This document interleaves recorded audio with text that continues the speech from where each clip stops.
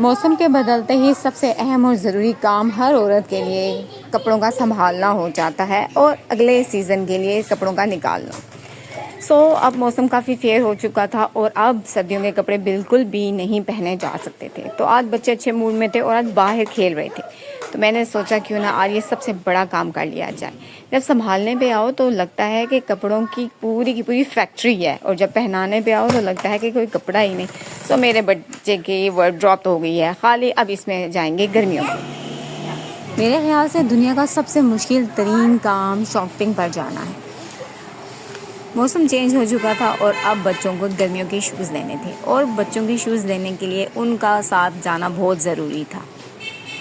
भाभी की मैंने रिक्वेस्ट की कि प्लीज़ आप इनको ले जाएं और इनके जूते ले आएं, बट वो इंसिस्ट करती हैं कि नहीं आप मेरे साथ चलें। खैर हम लोगों ने इफ्तारी की और बच्चों की जूते लेने निकल पड़े।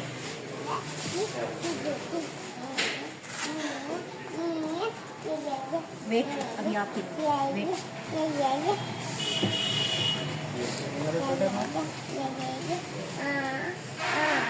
ये भी 2 साल का नहीं हुआ, ये आपकी बात नहीं समझेगा।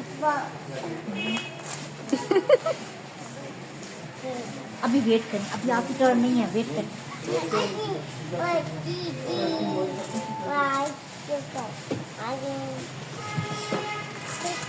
सब देखो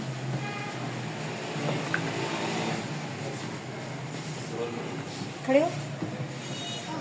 नहीं मुझे तो तंग लग रहा है। वही ना पाँव साल लगा, एक नंबर से बड़ा ये तकरीबन 2.5-3 साल के बच्चे को आए हुए, लेकिन ये बच्चे छोटे हैं, पाँव इसका माशाल्लाह से जी पाँव बड़ा है ना, मैंने आपको बताया इसका पाँव बड़ा है। अब इसका ये पाँव साल लगा। तो लास्ट टाइम भी मोहम्मद फरदान के जितने भी मैंने जूते लिए घर आके इसको सारे तंग थे, क्योंकि माशाल्लाह फरदान का पाँव अपने बाबा पे गया है। फरदान की एज बेशक 2 साल है लेकिन उनका पाँव माशाल्लाह 2.5 ईयर के बच्चे का है। खैर इस शॉप में गए तो इसके पास तो सबसे मैक्सिमम जो साइज था वो यही था जो कि फरदान ने ऑलरेडी ट्राई कर लिया। फिर हसीब को हमने चेक कराया और फिर हमने हाशिब को किया। ओके ये है कि माशाल्लाह हसीब का भी मिल गया और हाशिब का भी कुछ खास तो नहीं लेकिन गुजारा लायक मिल गया। शॉपिंग के लिए निकलना वैसे मेरे लिए मुश्किल हो जाता है और इन तीनों बच्चों के साथ निकलना था, ओह माय गॉड। इन तीनों बच्चों से ज़्यादा तो मेरा अपना बच्चा शरारती है। खैर उसकी पूरी की पूरी ड्यूटी एज ऑलवेज खाला के सपोर्ट होती है और आज हसीब साहब भी शुक्र बेमाल आज़ाद पंछी फिर रहे हैं। हाशिब को अक्सर मैं बोलती हूँ इन छोटे बच्चों को संभालना और इनको समझाना इनको समझाना थोड़ा मुश्किल है क्योंकि वो बच्चे, लेकिन आप तो बड़े हैं और आप हमारी बात समझ सकते हैं, तो आप प्लीज़ हमारी बात समझ के ज़्यादा तंग ना किया करें। क्योंकि आप खुद यकीन करें एक शॉप पर जाएं और तीनों वहाँ पे हल्ला बोल दें तो आप बताएं कि किस तरह से हम इनको काबू में लाएं। है तीनों के तीनों मेरे बेटे शरारत की पूरियाँ हैं। टॉप क्लास की करवाओ ना, ये चीज चेक करें।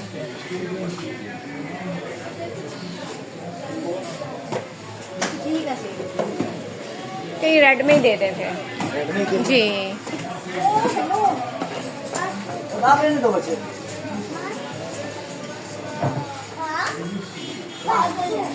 ये मुझे देना। अच्छा फाइनली हाफ एन आवर के अनथक कोशिशों के बाद हम लोग बच्चों के शू लेने में कामयाब हो गए थे, क्योंकि शू लेना इनके बहुत ही लाज़िम मलज़ूम और अर्जेंट है। क्योंकि इनके पहले वाले जो शूज़ थे वो इनको छोटे हो चुके थे क्योंकि माशाल्लाह हमारे बच्चों ने ग्रोथ की थी। बट अल्हम्दुलिल्लाह भाई ने कुछ ग्रॉसरी करनी थी तो वो हमें ड्रॉप करके आगे चले गए। अब हमें भाई के आने का वेट था कि वो हमें पिक करें, तो मीनवाइल हम लोग फिर इधर उधर फिरते रहे। और ये मेरे बहुत ही मासूम बच्चे थक चूर के हार के लेट चुके थे क्योंकि इन बेचारों ने जो रोज़ा रखा हुआ था वो बगैर सहरी के रखा हुआ था। इस मैटर में ये मेरे दोनों ही भांजे अपने छोटे चाचू पे गए, क्योंकि जो इनके छोटे चाचू हैं वो भी जब शॉपिंग पे जाते हर शॉप पे लेट जाया करते थे। उनको जाने का बहुत शौक होता था, लेकिन जिस शॉप पे भी हम जाते हम लोग फिरते फराते देखते चीज़ें और वो आराम से ले डाउन हुए हुए होते किसी भी सीट के ऊपर।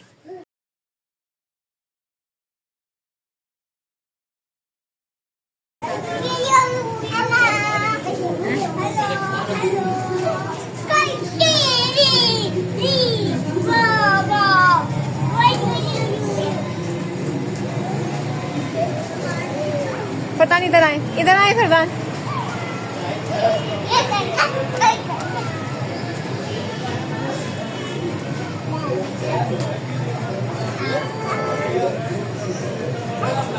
बस चले चलो ले चलो सब।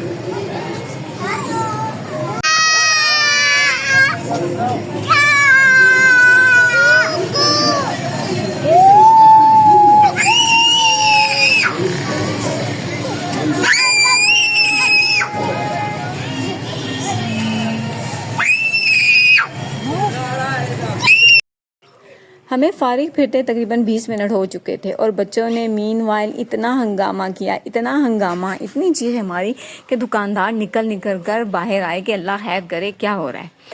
भाई को कॉल कैसे करती, एज़ ऑलवेज़ मैंने कभी भी बैलेंस नहीं डलवाया मोबाइल में, क्योंकि मेरा ज़्यादा व्हाट्सएप ही चलता है। तो खैर जब भी कॉल मिलाऊँ तो वो बोले कि नहीं जी आपके पास तो बैलेंस नहीं है, तो मैं यही कहूँ कि चलो भाई को मिस्ड कॉल चली जाएगी।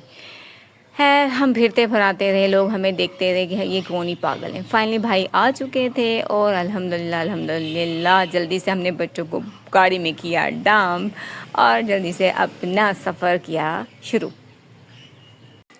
यकीन जाने हम लोगों ने रोज़ा इफ्तार किया, नमाज़ पढ़ी और सारे बर्तन सिंक में डंप करने के बाद हम लोग शॉपिंग पे निकल गए। बाज़ार आके पता चला कि इतना रश है, ऐसे जैसे आम डेज़ में रश भी नहीं होता। लेकिन चला गया इस्लामाबाद। रश होने की मेन वजह ये भी है कि लगे जैसा उन मगरब हुई है, रश इतना। मुबारक भी बस अपने इख्तिताम पर ही है। खैर सब लोग अपनी अपनी ज़रूरियात के मुताबिक ही निकलते हैं, जिसको जैसे जब ज़रूरत हो।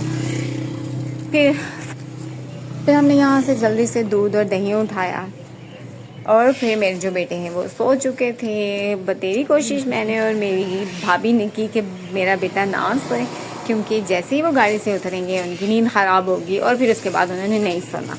लेकिन उन्होंने कहा ना मामा और खाला आप जितनी मर्ज़ी कोशिश कर लें, मैंने नहीं जागना। खैर मैंने भी अल्लाह तवक्कल कहा ओके आप सो जाएं। फिर जो भाई ने कुछ चीज़ें ली थी, ये मेरे भाई जो छोटे छोटे शहज़ादे हैं, सुगर शहज़ादे, ये अपनी अपनी जगह पर रखते हुए। सबसे वैसे टू बी ऑनेस्ट मेरा सुगर बेटा ये हसीब ही है। हाशिए तो बस वैसे ही है, देखा देखी। जब देखता है कि कोई मेरा वीडियो बना रहा है तो थोड़े नंबर बनाने के लिए यू नो। सो भाभी जब तक नमाज़ पढ़ती हैं मैंने सोचा जल्दी से बच्चों के फीडर बना लिए जाएं, क्योंकि फ़रदान बगैर फीडर लिए सोए थे और किसी टाइम भी उठ सकते थे। तो सबसे पहले काम मैंने यही किया, नमाज़ पढ़ी और उसके बाद जल्दी से मैंने इनके फीडर बनाए जब तक के भाभी फारिग हो। नसीब आप क्या कर रहे हैं? इधर ऊपर देखें, मुझे दिखाएं क्या कर रहे हैं। गाड़ी में लेके आए?